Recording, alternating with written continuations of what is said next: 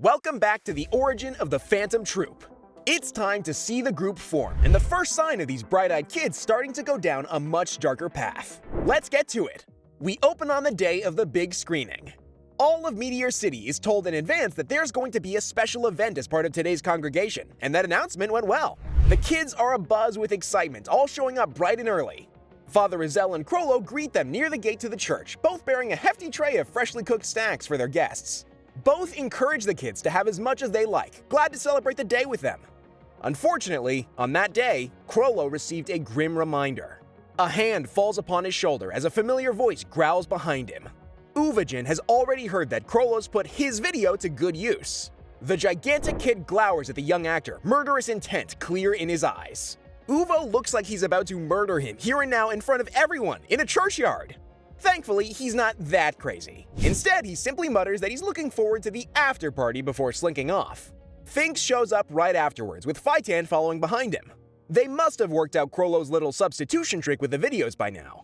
Trying to replicate Uvajin's intimidating manner, Finks threatens the younger boy with a round of soccer after the screening is done. This is somehow way less intimidating than Uvo's after-party line. With that, you can imagine some kind of violent beating after the fun's over. Soccer just makes us think you want to literally play soccer. Keep it simple, Finks. Before Chrollo can respond, however, something odd happens. Finks finds a basket of small snacks thrust in his face. Looking down, the slick-haired street tough sees Sarasa smiling up at him. Finks has some difficulty processing this, but finally asks the little girl why she's giving him the basket.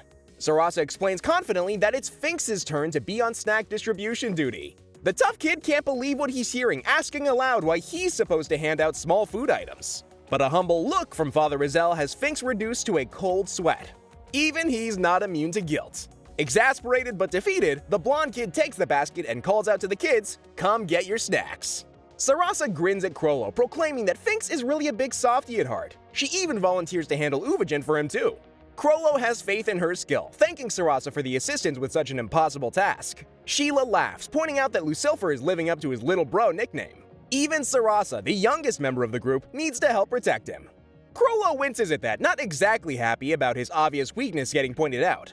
Still, Paku tells him not to worry. She likes him just how he is. Everyone likes Chrollo. They appreciate how much he tries to help, how he brings flowers to the church every day. Seeing people talk about the leader of the Phantom Troupe like this is bizarre. This young Chrollo is a long way away from his adult self. It's almost time for the performance to begin. The kids are all still filing in, laughing and talking with each other as they find their seats, the church rapidly filling up. Some are having to watch from the balcony right at the back. Rizal and his assistant get the projector up and running. Stagehands pull the curtain back, revealing the projection screen. The lights are dimmed, the projector flickers to life, and in seconds, the show begins. A brightly colored group appears on the screen, all striking dramatic poses. The kids of Meteor City look on, gaping in awe. They recognize this group of heroes even before their leader gives their name. The Sanitization Sentai has arrived, and the Cleanup Rangers are ready to go. The crowd erupts into cheers at this. Most of the kids are punching the air in sheer excitement. This is huge for all of them. We see two of the Rangers in civilian mode, with one of the girls inviting Cleanup Red to visit a Tokyo Land theme park. The kids are barely paying attention to the plot, talking animatedly among themselves. They're amazed that the recording has the Rangers speak the same language as them. There's no way they could have aired the show in Meteor City, right? Someone must have redone the voices. Even Uvajin and Machi look impressed. Finks and Phytan seem downright dumbfounded, their jaws hitting the floor in awe. The possibly Shalmar kid has realized that the two Rangers sound like Chrollo and Paku. Franklin muses that he'd noticed the pair were hiding something. This performance must have been what they were up to. The show keeps going, with two of the female Rangers arguing over their relationship with a schlubby-looking scientist. The audience eats this up, laughing so hard that the kids are practically rolling on the floor. Behind the stage, Chrollo and the fan-dubbed troupe look on in glee. There's nothing quite like seeing everyone enjoy something you made. They pulled it off. Their performance has been a hit with everyone. Chrollo praises the girls, pointing out that they have to have practiced a ton to get the delivery of their banter down like this. Paku demurs, calling this nothing next to the amount of work Chrollo has to have put in. He's managed such different performances for the male cast that the audience still doesn't realize that they've all been played by a single actor. The kids are still watching the tape, lost in awe. But then, things go wrong. The footage loses sound, falling into static before finally even the video goes. Chrollo and the troupe are shocked, and the crowd seems devastated. Rizal explains that the sound tape the kids recorded has gotten tangled up. They can cut it to fix things up, but doing that is going to take time. And the kids are already getting discontent at having to wait. They finally had something fun to enjoy, but it didn't last. It figures. This isn't York New after all, they're in Meteor City. All they get here is junk. Everyone is bored, distracted, taken out of the moment. The debut is looking like a failure. They'll probably walk out unless something's done. Chrollo asks Rizal for the announcement mic. From the back of the church, Uvijin calls out, yelling that they should play the rest of the film already. Machi tries to shush him, the other nearby kids covering their ears. Uvo remains loud. Still, he gets his wish. Kind of. Chrollo takes the stage.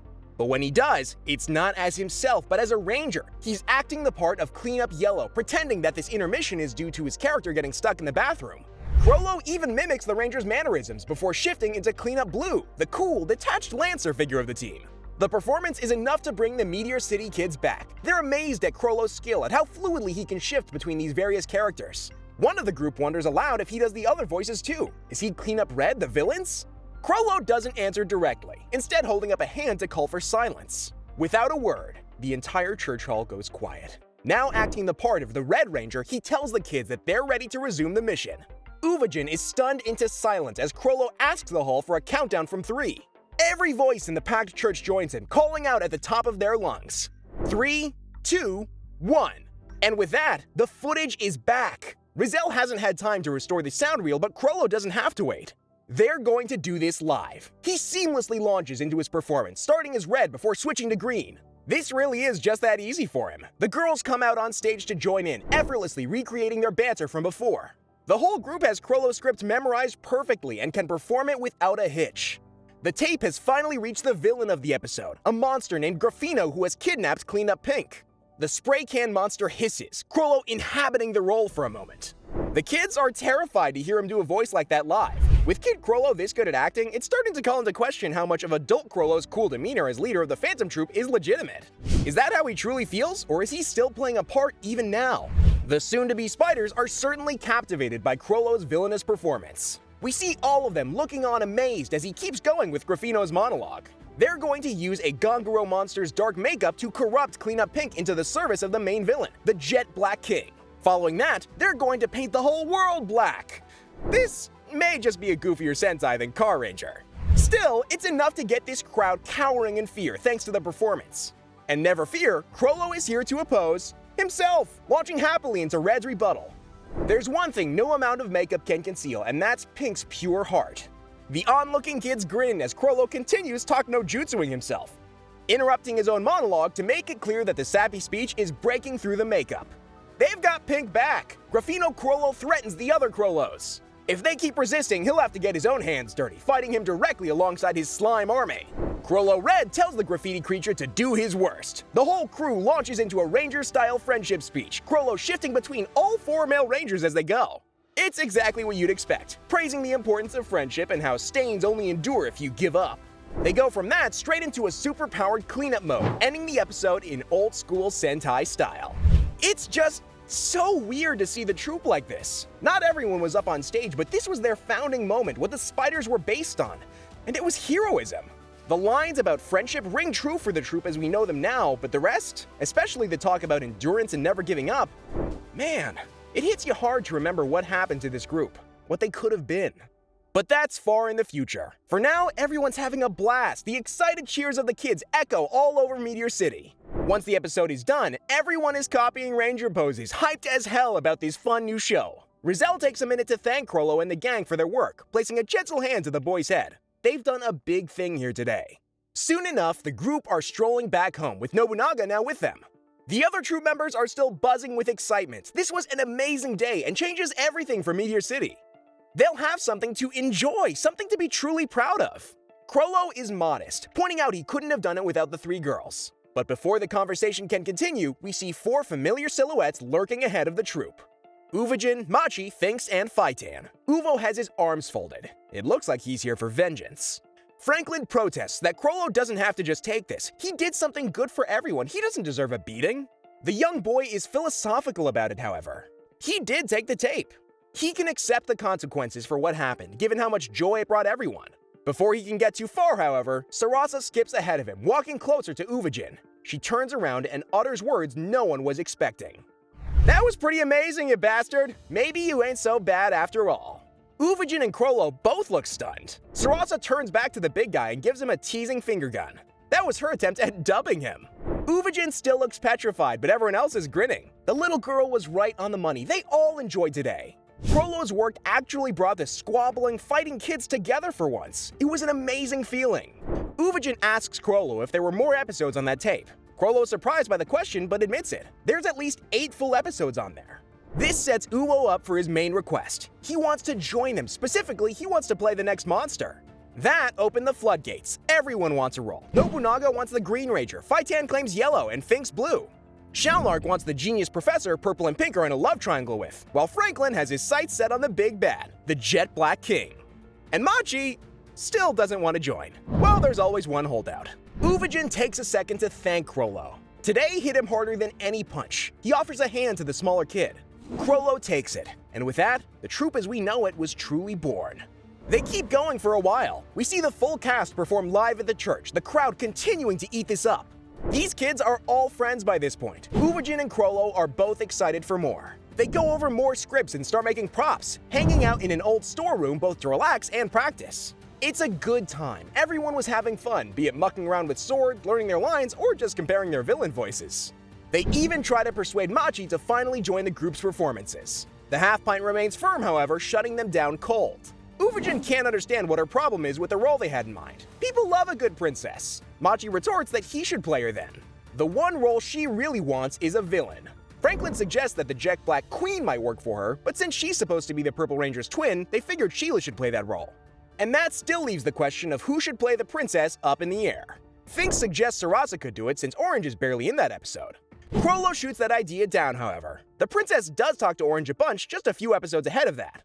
The recording group clearly needs more people. Blondie suggests that they start recruiting, an idea Franklin backs up before realizing the implications. They're an official group now? Like professionals? Uvajin claims that of course they are. They're a theater company. That sounds more professional than Nobunaga wants, however. He suggests that they're more like traveling players. It's Paku who suggests the word troupe as more fitting for them. Chrollo protests that, as a true troupe is supposed to have 1,000 members, but Uvajin is having none of it. As far as he's concerned, each of them is worth 100 men. The whole group seems to have settled on that part, though they're struggling to complete their full moniker. For now, they seem to be settled on literally calling themselves the Something Troupe. Not the coolest thing possible, but hey, they're just getting started. There's plenty of room to workshop this. For now, they've got logistics to deal with. Finks brings up the fact that they could really use a second tape. They only have so many episodes to work with. Uvajin admits that while he's been looking, it's not an easy task. They're pretty much literally looking for a needle in a haystack here, given how big the mountains of rubbish around Meteor City get. Nobunaga suggests that Chrollo could just write the scripts themselves. The group could just perform them like a play. He's pretty sure the audience have been watching them more than the screen for the last few episodes. Sheila snarks that more than a few have been watching Chrollo specifically, before throwing the idea over to the group's leader. Chrollo takes a second to think about it, but ultimately dismisses the plan as unworkable for the moment. If they were going to do this without a video, they need way more time and resources. This would take costumes, props, fight scene choreography. Maybe later they can get into all that, but for now they're stuck with the dub format. They've got 3 episodes fully recorded, however. The group has some time to decide on how best to fix this. Find another tape? Shift over to live performance? Uvo agrees that they can wait to decide what their future will look like until after they're done rehearsing. Sarasa notes how seriously the big guy is taking their jobs. Everyone's invested, but Uvajin's been particularly dedicated to this. Uvo grins, admitting that when they started, he was content with the minimum. Now, however, he wants to aim for the top. Chrollo asks him what he means by that, and Uvajin has a simple dream.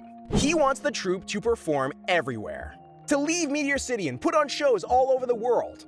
That way, one day, he can be the greatest villain of all. A legendary performance that people would remember. Uvajin has a simple dream, but an honest and enjoyable one. Who wouldn't want a legacy like that? Later, the group are packing up when Chrollo notices one of them is absent. He asks where Sarasa has gotten to.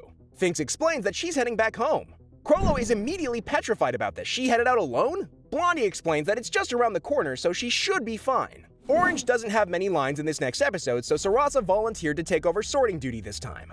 At least, that's what she told her friends. In truth, the young girl has headed out deeper into the Meteor City trash heap mountain ranges. She's not worried about the danger of kidnappers. Instead, she's grinning and singing to herself. Sarasa wants to find another video to help the troupe. She knows about a huge pile of tapes at a corporate dump site near Uga Forest. No one else has searched for it yet. She's memorized how Cleanup Rangers is written. All she's gotta do is find that name, and she's gold. Unfortunately, the Orange Ranger isn't so lucky. The same black truck from last time is still prowling the trashways near Meteor City, a new round of cargo in its back. One of the drivers remarks that security around here is getting tougher, and his comrade agrees, but isn't concerned. They've already hit their quota. They could go back now, but he wants to catch one more kid. For sport. This is how things fall apart. One bit of bad luck leading to another. The traffickers drive off, laughing about an old-fashioned Meteor City hunt, unaware of the terrible events they're setting into motion. And that was Hunter x Hunter Chapter 369! Wow! We really are going all the way with his flashback mini-arc. Sarasa sure seems to be in trouble. Will the Phantoms realize what's going on? Are we going to see them awaken their Nen trying to get Sarasa back? Where do their spider tattoos come into this? Let us know your thoughts in the comments below. Thanks for watching, I've been Jack Stansbury, and have an awesome day!